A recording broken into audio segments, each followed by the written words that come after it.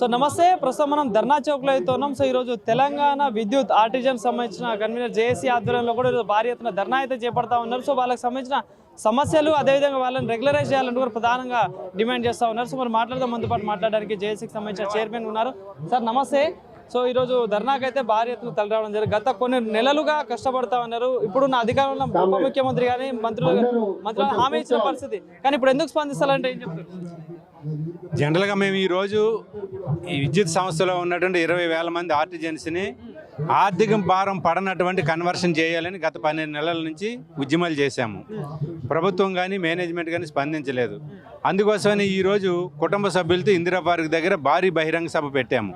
ఈ బహిరంగ సభ ద్వారా ప్రభుత్వానికి యాజమాన్యానికి విజ్ఞప్తి చేస్తాము, వెంటనే ఈ ఆర్టిజన్స్ కన్వర్షన్ సమస్య పరిష్కారం చేయండి అని చెప్పి అడుగుతాము.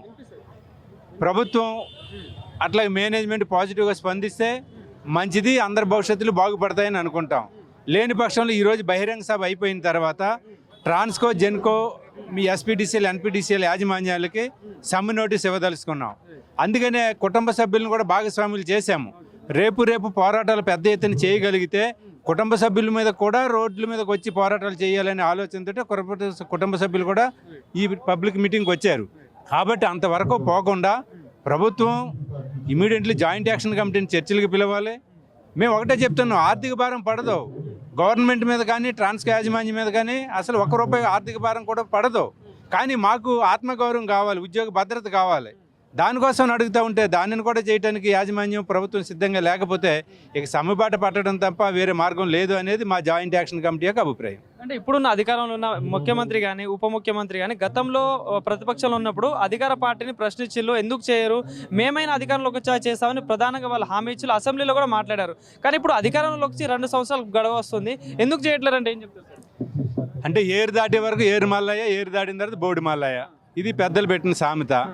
గతంలో కేసీఆర్ మంచిగా మాకు అందరికీ కూడా కన్వర్షన్ ఇవ్వలేదని చెప్పి కాంగ్రెస్ ప్రభుత్వాన్ని నమ్ముకుని వచ్చాము. కాంగ్రెస్ ప్రభుత్వం కూడా అదే బాట పడితే ఇక కేసీఆర్కి ఏ స్టైల్లో చెప్పారో ఈ ఎలక్ట్రిసిటీ ఉద్యోగులు, ఇప్పుడు ఉన్నటువంటి కాంగ్రెస్ సర్కార్ కూడా అదే పద్ధతిలో గుణపాఠం చెప్తాము రేపు లోకల్ బాడీ ఎన్నికలలో. మేము చెప్పేది ఏంటంటే, గత ప్రభుత్వాన్ని విమర్శించారు మీరు, మేమందరం సంతోషించాం. కానీ విమర్శించిన తర్వాత మీరు చేయాల్సినటువంటి పద్ధతిని మీరు పాటించకుండా గత ప్రభుత్వం పద్ధతిలోని మీరు కూడా పోతే వాళ్ళకి మీకు తేడా ఏముందనేది మా ప్రశ్న. అందుకనే కార్మికులు లేదా కార్మికుల యొక్క కుటుంబ సభ్యులు, ఈ రాష్ట్రంలో ఉన్నటువంటి ప్రజలు మిమ్మల్ని విమర్శించక ముందే, మీరు మీ ప్రభుత్వం మంచిగా లేదనక ముందే మా ఎలక్ట్రిసిటీ ఉద్యోగులకు ఇచ్చినటువంటి హామీని వెంటనే నెరవేర్చమని చెప్పేసి విజ్ఞప్తి చేస్తూ ఉన్నాము. మంత్రులు ఉన్నారు, ఎమ్మెల్యేలు ఉన్నారు, మరి రిప్రజెంటేషన్ ఇవ్వడానికి వెళ్ళారా? మరి వెళ్తే ఏమంటావు? మేము ఒక ముఖ్యమంత్రి గారి దగ్గరికి పోవడానికి అపాయింట్మెంట్ దొరకలే. బట్టి విక్రమార్క గారికి జేఏసీగా 3 సార్లు కలిసాము, పొన్నం ప్రభాకర్ గారిని కలిసాము, ఇంకా జూపూడి కృష్ణారావు గారిని కలిసాము, అనేక మంది మంత్రులను కలిసాము, పిసిసి అధ్యక్షుడు మహేష్ కుమార్ గౌడ్ గారిని కలిసాము, ప్రభుత్వ అధికార పార్టీలో ఉన్నటువంటి అనేక మంది ఎమ్మెల్యేలను కలిసాము, లెటర్లు ఇచ్చాము. ఆ ఎమ్మెల్యేలు అందరూ కూడా ప్రభుత్వానికి లెటర్లు రాశారు, వీళ్ళ న్యాయమైనటువంటి డిమాండ్ వెంటనే పరిష్కారం చేయండి అని. మరి ప్రభుత్వం ఎందుకు ఇట్లా నానుస్తూ కాలయాపన చేస్తుందో తెలియడం లేదు. కాబట్టి ఇది కూడా పీక్ స్టేజ్కి వచ్చింది. అందుకోసమని ఈ రోజున భారీ బహిరంగ సభ ద్వారా సమ్మె నోటీస్ ఇవ్వాలనేది మా ఆలోచన. చివరొక ప్రశ్న సార్, అంటే దగ్గరలో స్థానిక సంస్థల ఎన్నికలు ఉండబోతున్నాయి, ప్రతి గ్రామంలో ఎన్నికలు ఉంటాయి. సో మరి మీ ఎఫెక్ట్ ఏమైనా స్థానిక సంస్థల ఎన్నికల మీద ఉంటుందా? మీకు న్యాయం జరగకపోతే 20,000 మంది ఆర్టిజన్స్ ఉన్నారు, రిటైర్డ్ అయినటువంటి వాళ్ళు ఇంకో 3,000 మంది ఉన్నారు, టోటల్గా 23,000 మంది.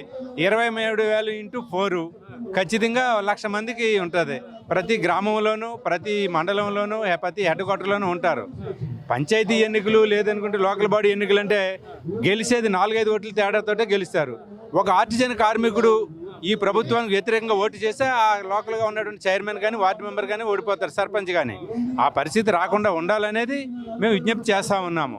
ఖచ్చితంగా మా సమస్య పరిష్కారం కాకపోతే ఈ ప్రభుత్వానికి యాంటీగానే పనిచేయాల్సినటువంటి అవసరం కూడా ఉంటుంది. ఆ పరిస్థితికి రాకుండా కాంగ్రెస్ సర్కారు, రేవంత్ రెడ్డి సర్కారు, ముఖ్యంగా మా విద్యుత్ శాఖ మంత్రి బట్టి విక్రమార్క గారు ఈ జాగ్రత్తలు తీసుకుని మా అందరికీ కూడా తీపి కబురు చెప్పుద్దని ఆశతో ఎదురు చూస్తాం. తెలంగాణ విద్యుత్ సంస్థలో ఉన్నటువంటి 20,000 మంది ఆర్టిజన్ల గురించి మేము అనేక విన్నపాలు చేశాము. మరి పవర్ మినిస్టర్ గారికి ప్రతి ఒక్క మినిస్టర్ గారిని కూడా కలిశాము, అయినా కూడా శూన్యమే.